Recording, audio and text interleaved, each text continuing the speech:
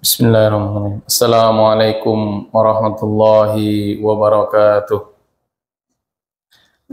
Alhamdulillahi kafa wassalatu wassalamu ala sayyidil mustafa wa ala alihi ahlus sidqi wal wafa. Asyhadu an la ilaha illallah wa asyhadu anna Muhammadan abduhu wa rasuluh la nabiyya wa la rasula ba'dah amma ba'd.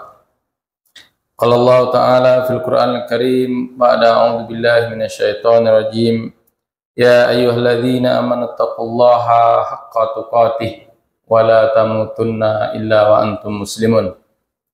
Wa qala nabiyuna Muhammadin sallallahu alaihi wasallam fi hadisihi syarif ittaqillaha haitsu ma kunta wa atbi'is sayyi'atal hasanata tamhuha wa khaliqin nasa bi khuluqin hasanin. Puji syukur kehadirat Allah Subhanahu wa Ta'ala yang masih memberikan limpahan nikmat, rezeki, karunia dan rahmatnya kepada kita semua, sehingga sampai detik ini kita masih memenuhi panggilannya, kita masih bisa hadir ke musola yang insya Allah muliakan ini dalam rangka melaksanakan perintah Allah salat zuhur berjamaah, karena tidak semua orang-orang Islam, kaum muslimin yang mendengar seruan Allah ini datang untuk memenuhi panggilan, sekalipun kadang ia berada di dekat, di samping tetangga dari rumah Allah. Maka itu artinya Allah telah memberikan sesuatu yang mahal kepada kita, yaitu hidayahnya, sehingga kita hadir memenuhi panggilan Allah Subhanahu wa Ta'ala. Dan semoga kita mampu mempertahankan hidayah itu sampai akhir hayat, karena memang itulah yang paling mahal. Hidayatul taufik, hidayatul Islam, hidayatul iman yang ada di dalam dada kita. Betapa banyak orang yang hidup di zaman Rasulullah, dia menyaksikan mukjizat Allah yang turun kepada Rasulnya. Dia mendengarkan dari orang yang menyaksikannya. Bahkan dia merasakan. Tapi tak kunjung juga mendapat hidayah dari Allah Subhanahu wa Ta'ala. Bahkan paman Nabi sendiri, Abu Thalib, yang banyak berjuang membela Nabi Muhammad.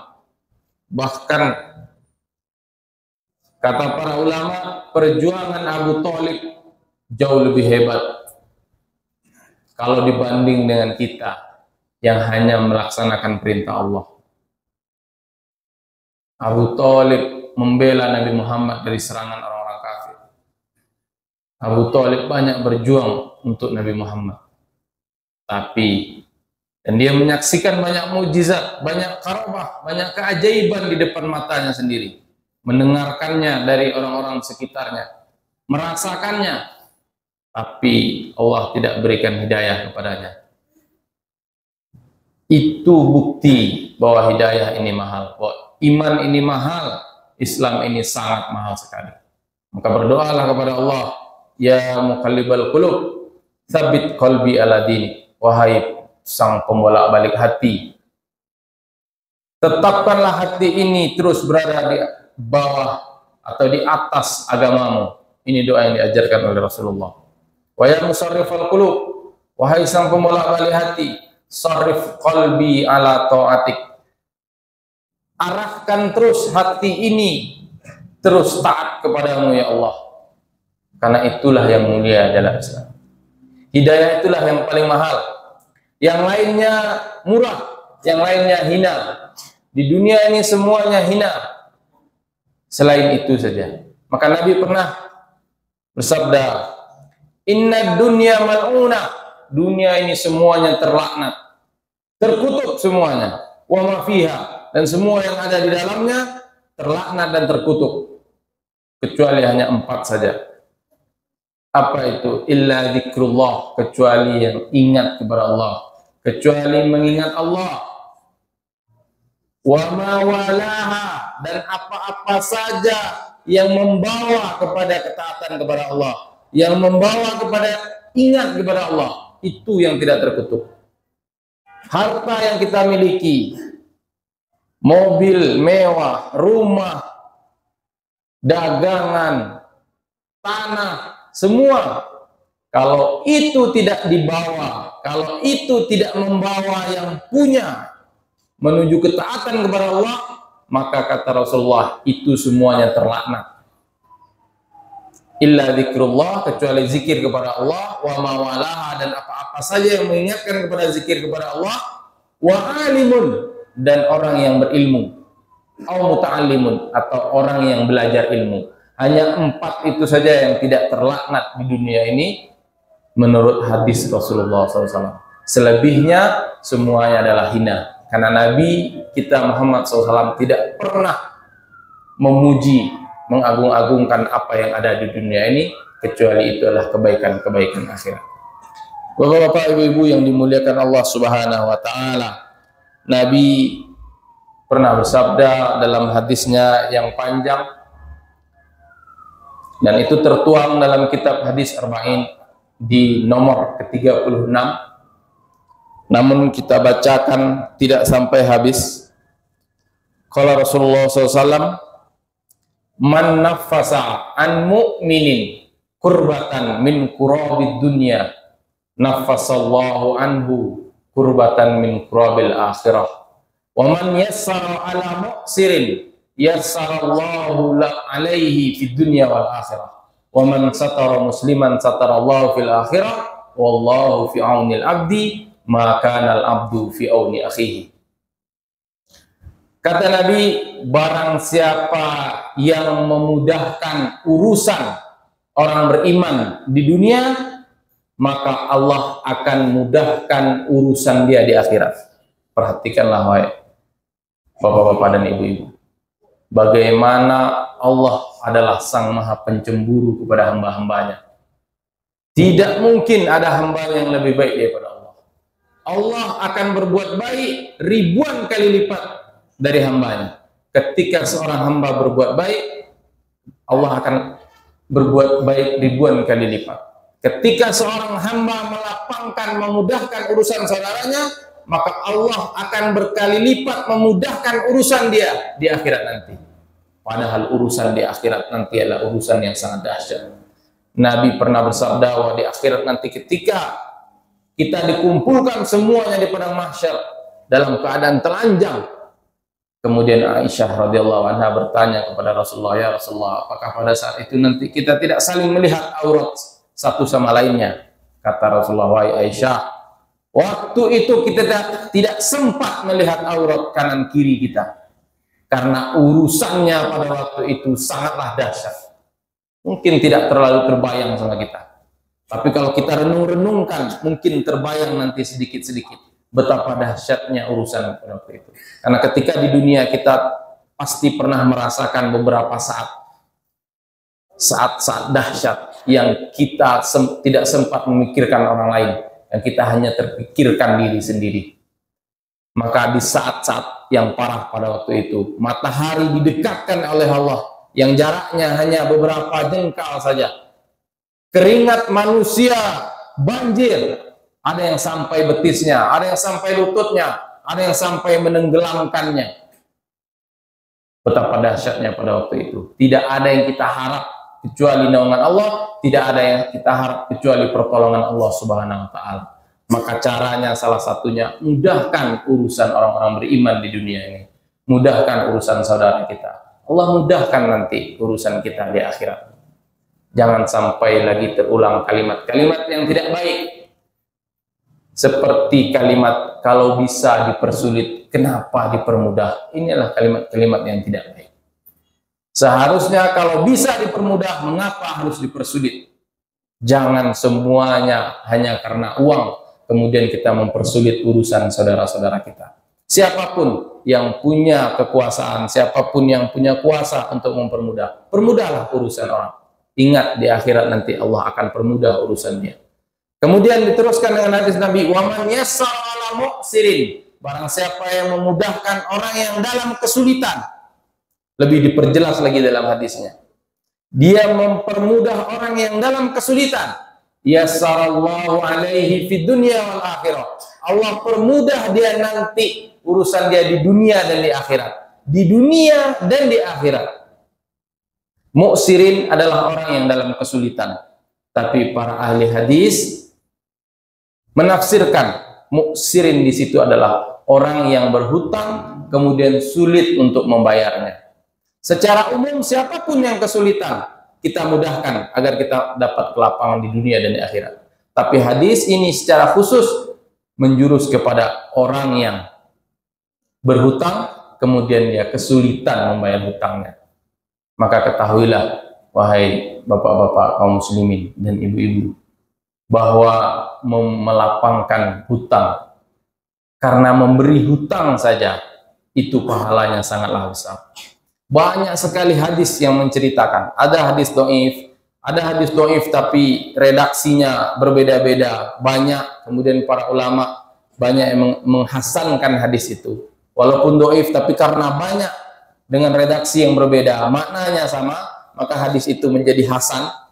Artinya boleh dipakai bahwa ternyata memberi hutang kepada saudara kita lebih afdol daripada sedekah.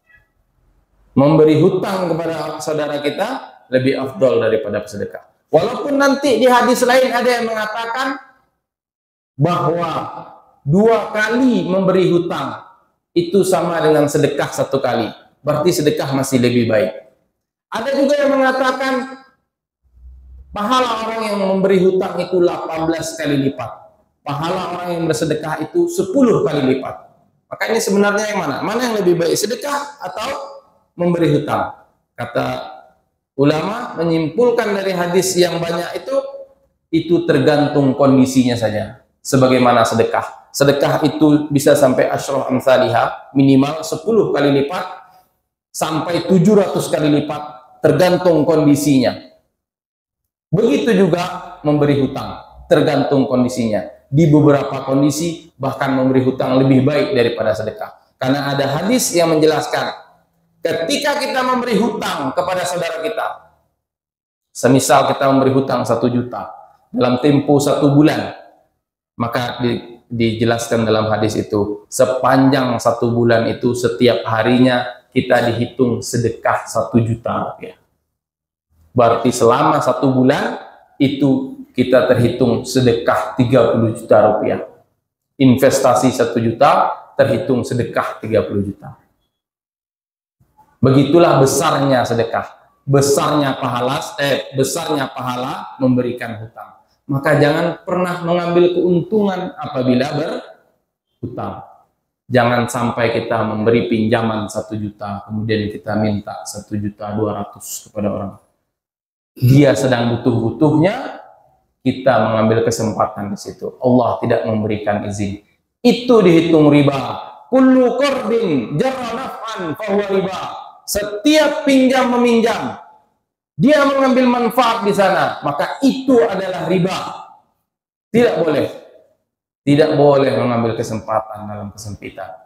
Allah buka lapang itu pahala yang besar karena saudaramu ada yang kesusahan. Mengapa pahala sedekah, pahala berhutang lebih besar daripada sedekah? Kata para ulama, karena orang yang berhutang sama kita itu benar-benar orang yang sedang butuh. Beda dengan orang yang kita sedekahi. Kadang orang yang kita sedekahi belum tentu orang yang butuh. Bahkan mungkin kadang orang yang kita sedekahi uangnya lebih banyak daripada kita. Kita tidak tahu. Kadang karena kita melihat ada beberapa berita pengemis ketika dibongkar gerobaknya ada uang ratusan juta. Beberapa kali ditemukan. Artinya orang yang minta sedekah kadang sedang tidak lagi butuh. Tapi orang yang berhutang tidaklah dia berhutang kecuali memang dia betul-betul sangat butuh. untuk meminjam uang.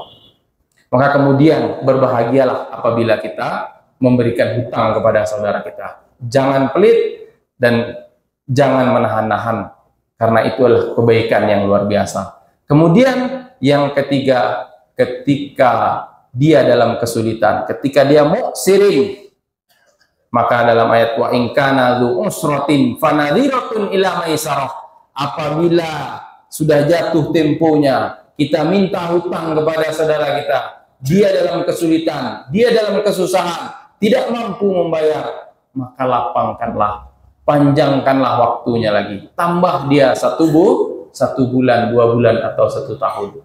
Dalam hadis Nabi, ketika dia memanjangkan itu, pahala dia setiap hari dikali 2 kali lipat lagi sedekahnya. Seandainya dia waktu itu memberi hutang 1 juta, maka di bulan yang kedua dia seperti infak 2 juta, sedekah 2 juta setiap harinya. Bertambah pahalanya, bertambah dan bertambah terus.